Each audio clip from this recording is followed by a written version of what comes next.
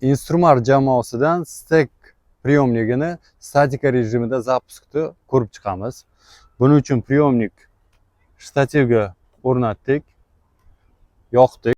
Fieldmaster programmasiga kiramiz. Priyomnik vkladkasiga kirib подключение bosamiz. Demak, priyomnigimizni tanlaymiz va priyomnikka ulanamiz. Statika rejimini tanlaymiz. E'tibor beradigan joylarimiz, demak, ima точки 4 ta sondan iborat bo'lishi kerak. Угол отсечения 5 gradus, interval записи 1 Hz degani 1 sekundiga bitta zapis bo'ladi. Demak, bizlar 10 sekundda bir marta zapis olishini tanlashimiz mumkin yoki 1 sekundda 10 ta olsa ham bo'ladi. Demak, standart bo'yicha 1 sekundiga bitta 1 Hz qo'yamiz. Demak, e'tiborli bo'ladigan taraflarimiz, demak, buni balandlik, priyomnigimizni balandligini ko'rsatishimiz kerak. Demak, har xilcha tanlasak bo'ladi. Agar VH da turganda vысота VH ni tanlardik. Hozir shtativda turibdi. Demak, наклонная высота до altimetra tanlaymiz.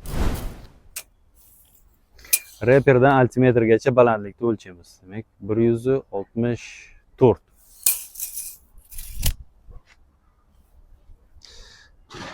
Vысотani kiritamiz. 1,64. Так.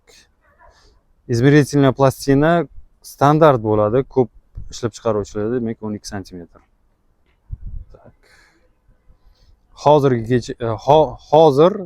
status zapisi остановить turibdi. Передачani bosamiz. Запись начата. Так, запись начата dedi. Tak, status zapisi zapiska o'zgardi va 0 minut hozir zapis bo'lganini ko'rsatadi. Vaqt o'tishi bilan necha minut zapis bo'lganini ko'rib borsak bo'ladi. Va priyomnikni o'zidan ko'rsak bo'ladi. Bu indikatori margaj qilishni boshladi.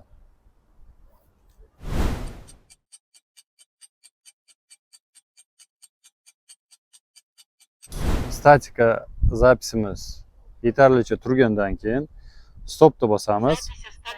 Statika zapisi tugadi. Buni skachka usuli ikki xil.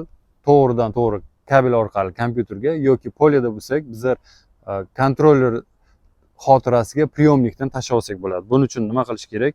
Wi-Fi ochamiz. Wi-Fi ga ulanamiz priyomnikka. Tak, ulangan. Brauzer ochamiz. Brauzer adresni stakada 192.168.10.1 kiritamiz. Admin parol kiramiz. Xotirasiga kirdik. Загрузка и выгрузка файловga kiramiz. Sirli данные. Kerak bo'lgan faylni tanlaymiz. Загрузкani bosamiz. Сохранить. Brauzerda skachanный fayl ichiga kiramiz.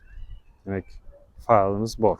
Buni podelиться qilib Telegram yoki boshqa usul bilan jo'natib olsak bo'ladi.